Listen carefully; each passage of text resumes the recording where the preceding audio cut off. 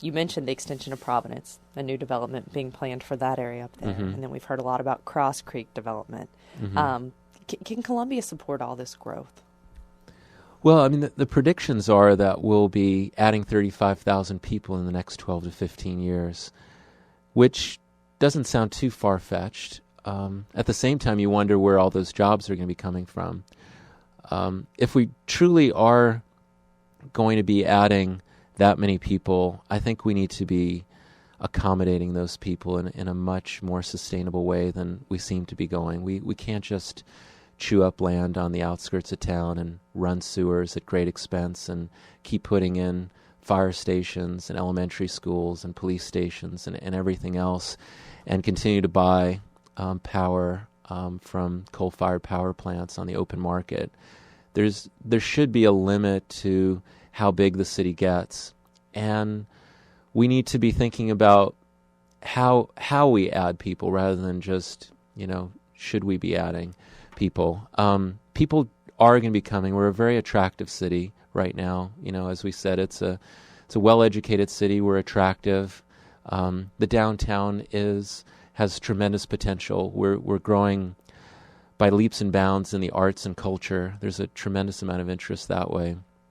And so the question really comes down to what kind of city do we want to look like? What kind of city do we want to feel like?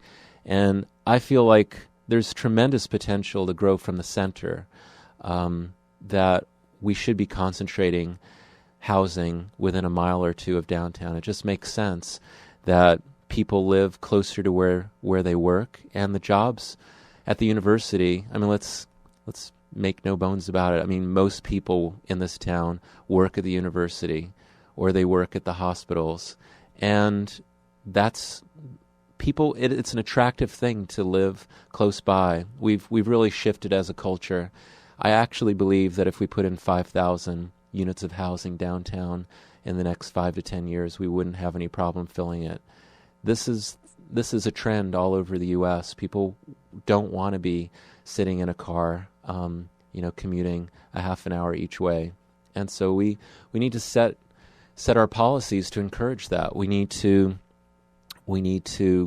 give incentives for creating mixed income housing within the downtown center and in the neighborhoods surrounding us. We need to spread the wealth of the downtown into the first ward and the surrounding neighborhoods, and work with the private sector to create density that's attractive. I think the way that most people perceive density is from a 1940s, 50s, 60s perspective, which is the post-war sort of brutal modernist way of putting up office towers, and the kind of housing developments that were put up in this city in those years, into the 70s and even in the 80s are really not very attractive, aren't based on the latest ideas about what kind of environment we want to live in, what kind of neighborhoods we want to walk around in, what kind of access to retail and jobs we want to have in our city. So there's a tremendous amount of exciting things happening in the world of architecture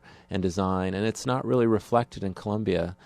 And I know that we're a much smarter city than the way that it looks right now. You bring up Cross Creek, which I had the opportunity to tour that land in 1998 as a reporter. I actually tromped up and down the hills there and saw some well-established forests there, and the way that land was cleared was in a horrendous way. I think the development community, which sometimes is capable of doing great things, really shot itself in the foot with that project, because it was done in the most irresponsible manner possible. When I went back there a year ago, I saw silt fences blown down. I saw muddy tributaries into the creek. I saw muddy hills, and now, and it was done with just a very crude sort of cut and fill manner.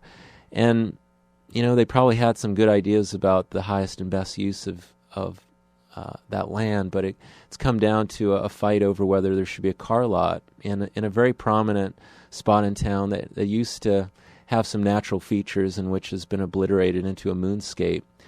We can just do a whole lot better than that. And we do have some some regulations on the books, like the tree ordinance and the land preservation ordinance, that have massive loopholes in them. But those ordinances are really there not only to protect the land, protect habitats, but to protect developers' reputations. I think the whole developer community should stand up and say, this is not the best way to do things. We can do better as a community. It's just a poster child of what we shouldn't be doing in our town. I want to talk about housing outside of just the downtown